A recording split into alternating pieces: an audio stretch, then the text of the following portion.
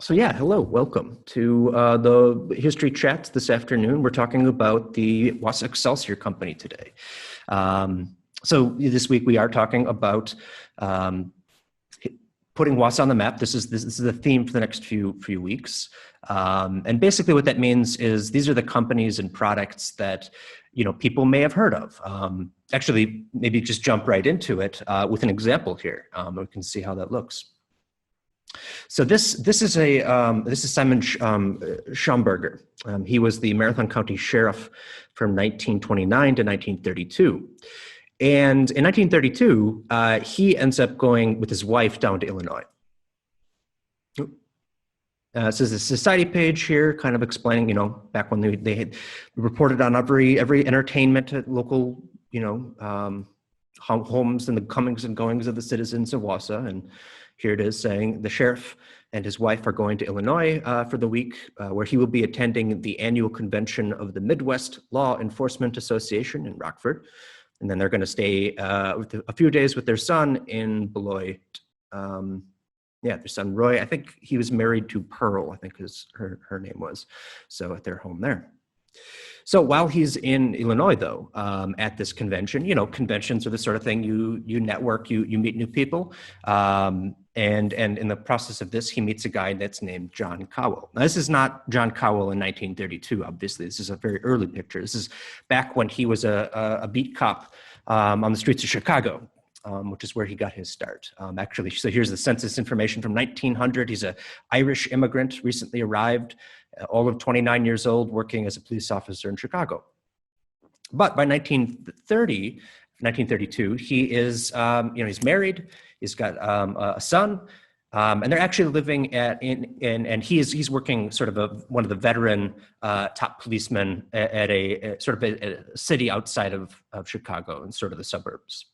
And that's how he ends up there. And, as part of the conversation, then, he said, you're from Wausau. Oh, like Wausau Excelsior.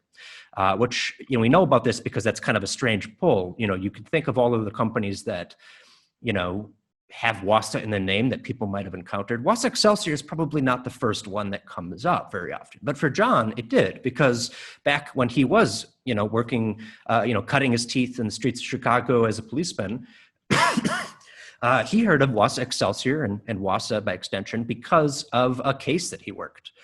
And we'll put a pin in that and come back. I think it's kind of a nice tension. We'll see what case that is later in the presentation. But this is the sort of conversation that I think happens a lot. And it's usually, Wausau homes. Oh, people know about, live in a Wausau home, or maybe they had Wausau paper in their office, that box of Wausau paper that everybody, knows what that looks like. Or they saw Wausau insurance commercials on 60 Minutes. These are the sort of things that tell people across the country who probably have never heard of this little city of Wausau about it, right? So, but we're talking today about Excelsior. And if you're wondering what Excelsior is, it's understandable. It's technically this. So this is this bale of Excelsior. This is from our exhibit here at the museum.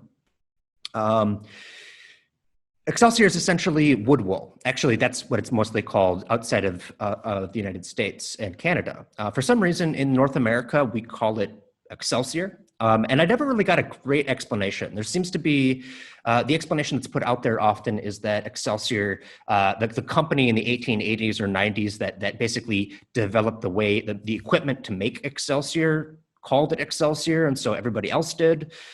But I can't find specifically what company that was. At any rate, we call it Excelsior here.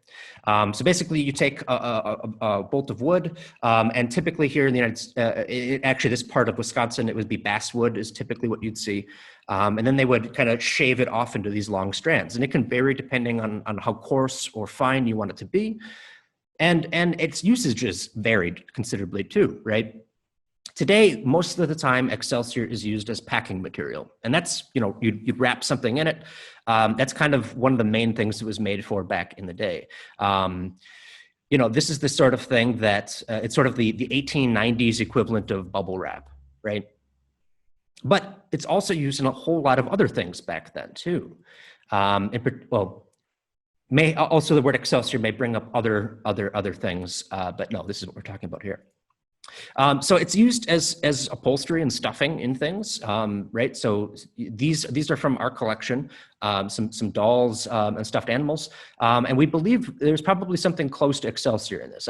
In the doll, we do believe it's Excelsior. When we didn't open up the animals to see what's inside them, but it's probably not sawdust, which is another thing. It's going to be a while before cotton, fluff is included as the main ingredient in these sort of things.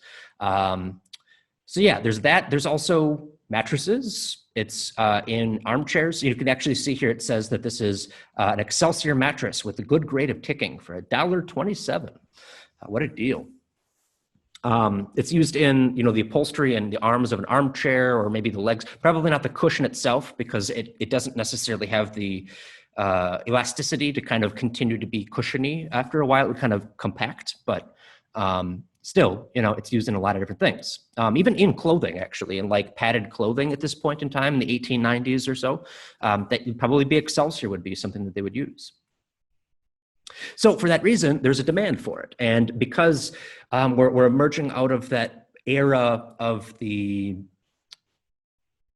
of this period in Wisconsin, specifically here in Marathon County, we go away from the lumbering, where we're just cutting down trees and sending them somewhere else to be used, and we're starting to make stuff ourselves.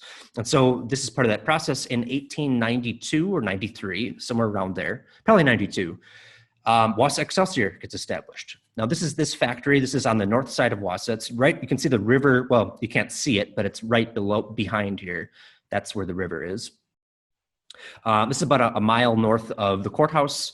It says Wausau Excelsior. It's established by a guy named Julius Lowenthal, who we don't really know much about. I suspect he may be Jewish. I don't know if that plays into that or not, but it kind of might fit. But anyway, he's going to have partners along the way. There's a guy named New who's sometimes associated with him too, and they're going to run this factory for a good long time.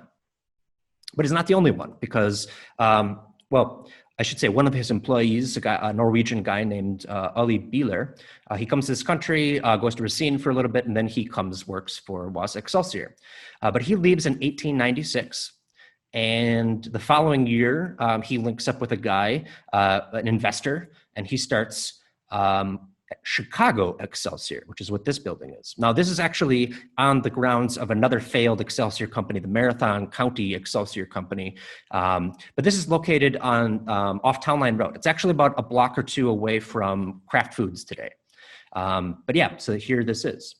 Wrong direction. So this is from Wausau in 1900. It's a book that kind of republishes a specific edition of, like, here's the who's who of Wausau, all the big companies, all of the movers and shakers, the big people, pictures of their homes and their wives, stuff like that. And he is spotlighted. Now, the Lowenthals don't get included in here. And it may be because they're Jewish. And so, we're relatively, compared to other places, Wausau's pretty open about that sort of thing. But, and I guess you probably can't see Ali as well here. Let me just, there he is. I don't know if that's the case. Probably more likely, though, is the fact that Ali here has linked up with a very wealthy investor, a guy named William Keough. So Will Keough, he's an Irishman. This is obviously an earlier picture of him, but he comes to this country, goes to Chicago and makes his money, various industries, but ends up becoming kind of big and investor, right? And so in 1898, he decides, I would like to have a company up in Wausau making Excelsior. And so he says, Ali, whatever you need, make it happen. And so he apparently gives him carte blanche. Whatever you need, I'll pay for it. So it's this really well done company. All the modern and up to date equipment you could ask for is included. Unfortunately, though, there's a fire that breaks out, and this is part and parcel with Excelsior. It's basically kindling, right? So yeah, it goes up and it destroys the whole thing. This is about a year after they get started. $15,000 in 1899 of damage. So you can tell a lot of investment that went into this, which is maybe why they wanted to focus on it for something exciting. Of course, Wausau in 1900, that's a little later, and they do rebuild. Again, Keough's got deep, deep pockets, and he says, just make it you know, do it. We'll manage. We'll pay for it. Now, they're not the only ones. Wausau Excelsior, and I know this is going to get confusing, but Wausau Excelsior and Chicago Excelsior, the two companies in Wausau. Wausau Excelsior has a branch down in Chicago. So that branch, so this is an article from 1902, and the top bit talks about a brief fire that takes place at the largest school in the United States at this point, the St. Stanislav Polish School, but no one was hurt or anything. It was ultimately not too bad. But at the bottom, for some reason, they cram in this bit saying one of the most stubborn fires the department has yet to deal with was the packing room at the Excelsior company, Wausau Excelsior. It burned for nearly 6 hours. It severely burned one man, John Sapulski, and then several firemen were ill because of the thick smoke coming off of the fire. So that's not great. Of course, they managed to continue without this, despite the setback, because it's not that big of a setback compared to what happens the following year, which is to say an explosion hits Wausau. The Wausau Excelsior company in Wausau is destroyed. And I'm just going to read the article here. The fireman, Joe Brown, had just put some fuel into the firebox when the blast, which nearly demolished the building, followed. The doors of the fireplace and ash pit were broken into pieces, the flue caps blown off, the boilers slightly moved, and the walls so badly broken that they will have to be torn down and rebuilt, and Brown was knocked down and badly burned, but his injuries are not serious. That's a very long run-on sentence there. Anyway, the wreck caught fire, but the blaze was quickly extinguished. There is said to be little doubt that the accident was the result of malice, and that the fuel was loaded with dynamite or some other explosive in an attempt to destroy the plant. One man has been detained as part of the rigid investigation being now made by the local law. So that's more than just a fire. That's a little bit more, right? And that person that they detained was a guy named Charles Dwyer. Now, it turns out Charles Dwyer had come up from Chicago and had been didn't really have any business that people could really identify. He was just kind of around the area, was seen in the area in the hour or so before the explosion. And when they take him in for custody for questioning, they end up finding out, well, this guy's got a record down in Chicago, including some arson and stuff like that. So they say, all right, well, they send him down to Chicago where he's met by a young Jian Qiao, which is how, getting back to the beginning here, 30 years later, he would recount the story to the sheriff here from Marathon County. Now, it's interesting because Charles, nothing ever comes of this, but Charles ends up having connection with, it's said that he has connections with a guy named Jian Qiao. And if that sounds familiar, that's because that's the son of William Keough, the guy who bankrolled the Chicago Excelsior company. Now, his father had passed away at this point, and so he inherited the company, and he does some interesting decisions, including investing, he invests in some stuff, and his source of Excelsior comes in part from Wausau, and so you can understand, don't know for sure, but it's probable that perhaps he was looking to. Is it a coincidence that a friend of his happens to go up and is allegedly in the guy who destroys a competitor's factory? Maybe not. Probably. One of the interesting things that he's involved in, by the way, is an attempt to, remember when I said stuffed animals were stuffed at Excelsior? Well, around 1901, 1902, there's a trend that sweeps the United States around the bears. The bears become particularly popular. And the reason for this is the association of a certain kind of bear with a beloved American political figure. This is a guy who's been around for a while now. He is at the national level. He's known for fighting for the common man against the interests at large. A veteran of the Spanish-American War, beloved figure, right? At this point, I'm sure if you know the story, you know who I'm talking about, so you can just kind of skip ahead. We're talking about William Jennings Bryan, which is probably not what you were thinking, because in actuality, yes, it actually is Teddy Roosevelt. President of the United States at this point, not so much, but well, actually, maybe he's towards the end. Anyway, a story goes that apparently he was out hunting and refused to kill a bear cub, and so they started naming little stuffed bears after him. But did you know that there was an attempt to try to create a maybe competitor named after the other figure of the age, one of the other figures, William Jennings Bryan? See, here's a newspaper article talking about it, and here's a picture: Helen Pike and her little Bryan bear. And you can kind of see this, Bryan bear is more lit, it's got that the double B sounds. Teddy bear is something that we're used to saying for the last century, but why not the Bryan bear? And I don't know if this was an attempt, politically. Did they want to say, well, we're Democrats and we prefer Bryan be enshrined, and so we don't want Teddy, we don't like Teddy. Or maybe it was just a cash-in. They wanted to try to, catch the wave of popular bears named after political figures. At any rate, it doesn't work out. And ultimately, the Bryan bear becomes a thing of the past and become teddy bears. Now, Keough, again, decides, maybe I don't need to be in the Excelsior Company by the end of the decade. In 1911, these are, by the way, both from the Sanborn maps of 1898. So this is the Chicago on Town Line Road, and then this is, you can see the water here, the north here, the Wausau Excelsior Company. But 1911, they decide to shut down the Chicago Excelsior factory. They actually turn it into a sawmill, and the equipment then gets shipped over to Green Bay, I believe, where it's used there. Wausau Excelsior continues for another decade and a bit, but ultimately it too closes down in 1925.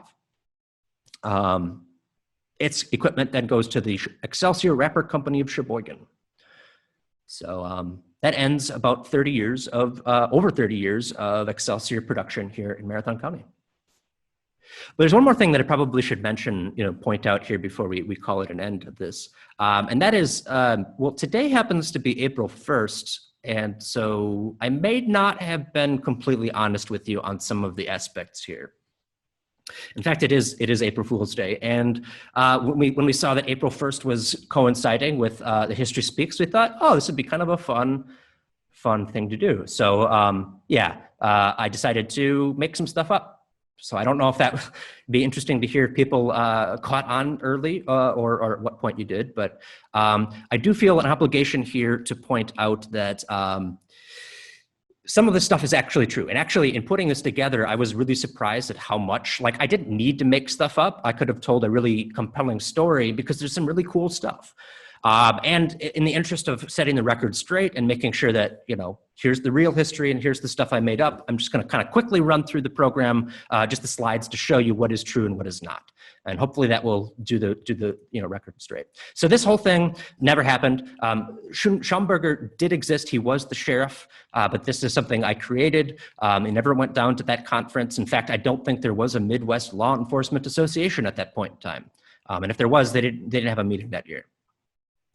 This also means that John Cowell is not true. This is actually just a picture of an unknown policeman from 1902. This is actually true. John Cowell was around 1900 a police officer in Chicago, but this one is not actually the same person. It's a completely different person in a completely different place. So I just kind of, but you have to admit, it is one of those things that you would expect that, that sort of interaction of, oh, Wausau Excelsior, that's understandable. But anyway, Excelsior is exactly what I said. This is Excelsior. It is named the way it is for that reason. It is made in those products, in mattresses, in upholstery, in stuffing of animals. Although while we're talking about this, the lie here is that, William Jennings Bryan is not Bryan Bear. This is actually, so this is Helen Pike and her teddy bear. That's actually what it is. So it is a teddy bear. That's a complete fabrication on my part, but it sounds like something that could be true today. I would imagine if there was a very popular political figure named after a stuffed animal or vice versa, there might be competitors that pop up. Wausau Excelsior, everything I said about it, I think everything I said about Wausau Excelsior is true. It was created in 1892 by the Lowenthals. And it does continue to operate until 1925. Ali Beeler does leave Wausau Excelsior and starts up Chicago Excelsior. This is true too. It was built in the facilities that originally held the Marathon County Excelsior Company before that went under, and he got William Keough to bankroll it. Keough, though, this is not the William Keough, I don't believe. Excuse me. This is not William Keough. This is a different William Keough. I couldn't find a picture of the real guy, but there he is. It did burn down a year after it got started. These are authentic.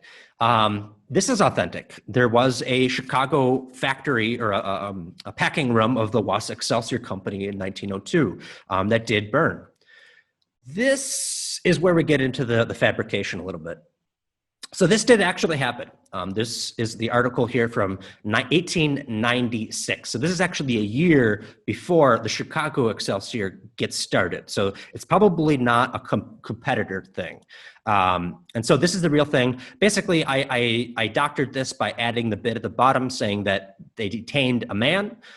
In reality, they just said a rigid investigation. This is one of those situations where newspapers all over the country decide to comment on the explosion, but they don't talk about the follow-up, which is unfortunate, but so it goes. I also cut this bit at the bottom because Ali Beeler can't be working for Wausau Excelsior because that would give away the fact that he's, this is the wrong period. Also, Charles Dyer, that's not Charles Dyer. I believe this picture is actually a legislator from Illinois in the state legislature from 1898 or something like that. The name Charles Dyer is something I just created out of whole cloth here. And so, yeah, he was not the person. I actually have no idea, again, what actually happened at the end of this. But yeah, opened up that. He therefore was not connected to Jian Qiao. But this is where it gets interesting because, you know, a lot of this, when I initially set out to do the story, I was going to construct this whole narrative out of nothing. But it turns out to be very time consuming.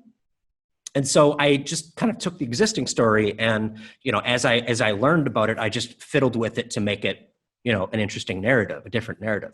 But then Jian Qiao came up and he is, I actually undersold how ridiculous this guy is. He did inherit his company from his father, probably a little earlier, around 1900 and 1902.